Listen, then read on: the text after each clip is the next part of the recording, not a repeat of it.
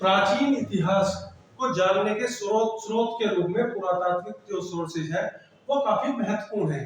पुरातात्विक सोर्सेज के अंतर्गत देखिएगा अभिलेख,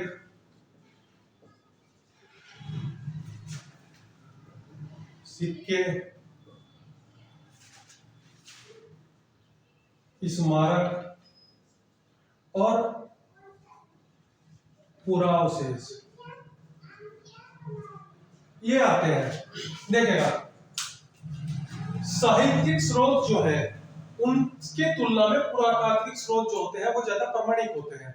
उसका कारण यह है कि जो साहित्यिक स्रोत है वो जो लिखे गए वो अधिकतर जो थे या तो वो धर्म से संबंधित थे या फिर वो राजाओं के संरक्षण में लिखे गए थे, या फिर जो विदेशी राइटर थे उन्हें भारत के इतिहास के बारे में बहुत ज्यादा जानकारी नहीं, उन्होंने सुनी सुनाई बातों के आधार पर ग्रंथों को रचना की थी। जबकि इसकी तुलना में पुरातात्विक स्रोत जो है इसलिए ज्यादा प्रमाणित है क्योंकि ये जो थे किसी स्ट्रक्चर पर, धातु, मिट्टी आदि पर खुरचकर लिखे गए थे और इनमें एक बार लिख देने के बाद अगर बदलाव किया जाता था तो वो स्पष्ट पता चल जाता था। तो पुरातात्विक स्रोत जो है वो ज्यादा प्रमाणिक है। इसके अलावा जहां साहित्य मौन है वो उन सब के बारे में भी हमें जानकारी का स्रोत जो है एकमात्र वो पुरातात्विक अवशेष वगैरह ही है। इनमें सबसे पहले आता है अभिलेख। देखिएगा अभिलेख धातु पर लिखे जाते थे, इसके अलावा प्रस्तर अभिलेख थे, तांबे की पट्टियों पर, ताम्र पट्टिकाओं पर अभिलेख लिखे जाते थे। भारत में जो प्राचीनतम अभिलेख मिलते हैं वो हड़प्पा काल के हैं, लेकिन वो पढ़े नहीं गए इसलिए वो किसी महत्व के नहीं है। जो पढ़े गए उनमें सबसे प्राचीनतम अभिलेख जो हमें प्राप्त होता है वो है बोगजकुई अभिलेख। ये एशिया माइनर या मध्य एशिया यहां से प्राप्त होता है। ये लगभग 1400 बीसी इतने समय पुराना है और इससे 4 देवताओं इंद्र, मित्र, वरुण और नसत्य इनके बारे में जानकारी हमें प्राप्त होती है और ये संभवतः जो पढ़ा गया है वो भारत के बारे में प्राचीनतम अभिलेख है। इसके अलावा महत्वपूर्ण अभिलेख जो है वो अशोक के अभिलेख है।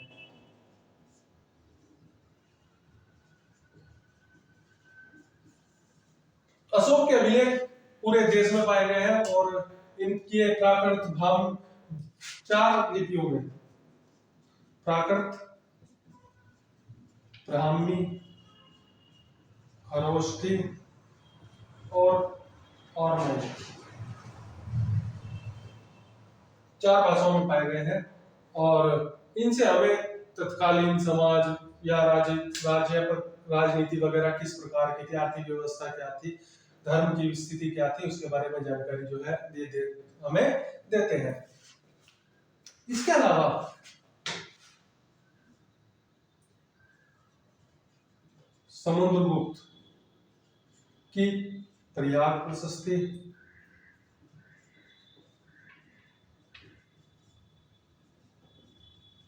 रुद्रतामन का जूनागढ़ अभिलेख, ये संस्कृत में लिखा गया है। संस्कृत में लिखा गया प्राचीनतम अभिलेख रुद्रतामन का जूनागढ़ अभिलेख है।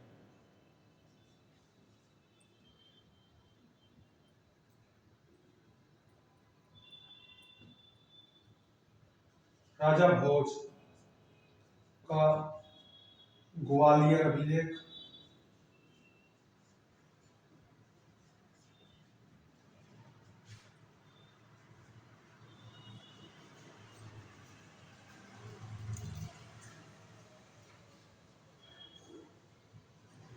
खारवेल का अभिलेख, ये हाथी गुम्फा इस नाम से मिलता है। खारवेल का हाथी गुम्फा अभिलेख,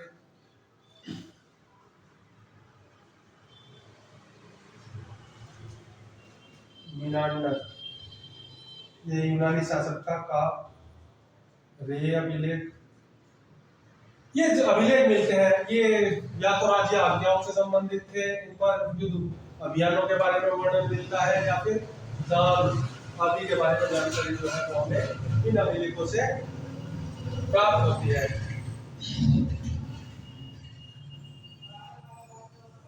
इसके बाद आते हैं सिक्के। सिक्के जो हैं ये न्यूमिस्मेटिक्स यानी मुद्रा शास्त्र,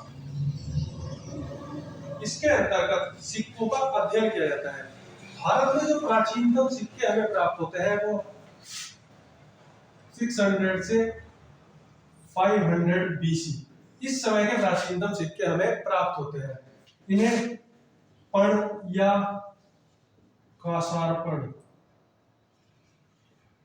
इस नाम से जाना जाता है। इन्हें आहत सिक्के इस नाम से भी जाना जाता है। आहत सिक्के इन्हें इसलिए कहा जाता है क्योंकि इन पर ठप्पा मारकर आकृति अंकित कर दी जाती थी। इन सिक्कों पर पेड़ पौधे पशु पक्षी आदि की चित्र जो था वो लगाया जाता था। ये अधिकांशतः चांदी के और कम मात्रा में कुछ थोड़ी संख्या तांबे के सिक्कों की भी प्राप्त होती है। इनसे तिथि व राजा के नाम की जानकारी नहीं प्राप्त होती, लेकिन इनकी डेट्स की वजह से और इन पर अंकित आकृतियों की वजह से ये हमें तत्कालीन इतिहास के बारे में जानकारी प्रदान करते हैं। भारत में ये जो सिक्के थे में सोने के सिक्के नहीं थे, ये अधिकतर चांदी के सिक्के थे और कम मात्रा में तांबे के सिक्के थे। भारत में सोने के सिक्के सबसे पहले जिन्होंने चलाए वो थे इंडो ग्रीक यानी यूनानी या रोमन शासक। इन लोगों ने भारत में प्राप्त सबसे पहले सोने के सिक्के, शुद्ध सोने के सिक्कों की शुरुआत की। सिक्के पर तिथि और राजा का नाम और देवी देवताओं का चित्र, इसकी शुरुआत भी इंडो ग्रीक शासकों द्वारा ही की गई। इनके बाद कुषाण शासक आए। कुषाण शासकों के सिक्के जो थे वो इतने शुद्ध नहीं थे और उन्होंने तांबे के सिक्कों की का प्रचलन भारी मात्रा में कुषाण शासकों द्वारा किया गया। सिक्के जो थे इनके ऊपर अंकित डेट्स, चिन्ह, देवी देवताओं के फोटो, दूसरे चित्र जो थे उनसे हमें तत्कालीन समय के बारे में जानकारी, महत्वपूर्ण जानकारी जो है वो प्राप्त होती है। इसके बाद आता है स्मारक। इन स्मारक के अंतर्गत हम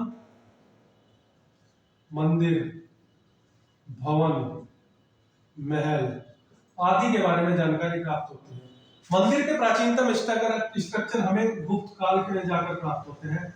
मंदिर जो थे इनके ऊपर देवी देवताओं का चित्र तो होते ही थे, इसके अलावा उन पर स्क्रिप्ट भी लिखी होती थी, अलग अलग चित्र बनाए जाते थे, जिससे हमें तत्कालीन समाज के बारे में, धार्मिक व्यवस्था के बारे में हमें जानकारी प्राप्त होती है। इसी तरह भवन और महल, राजप्रसाद, जैसे अशोक का महल जिसके बारे में फाहियान ने भी वर्णन किया है, वो लकड़ी का भवन होता था, बाद में पत्थरों की तरह से भवन जो है वो भी और महल जो है वो भी प्राचीन इतिहास के स्रोत के रूप में महत्वपूर्ण हिस्सा है। इसी प्रकार पुरावशेष, पुरावशेष के अंतर्गत मूर्ति, औजार आदि, ये बर्तन वगैरह ये चीजें आती हैं। इनके ऊपर भी चित्र और जो थे स्क्रिप्ट्स लिखी हुई थी, जिनसे हमें तत्कालीन समय के बारे में जानकारी प्राप्त होती है।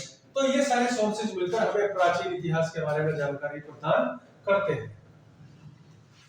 धन्यवाद।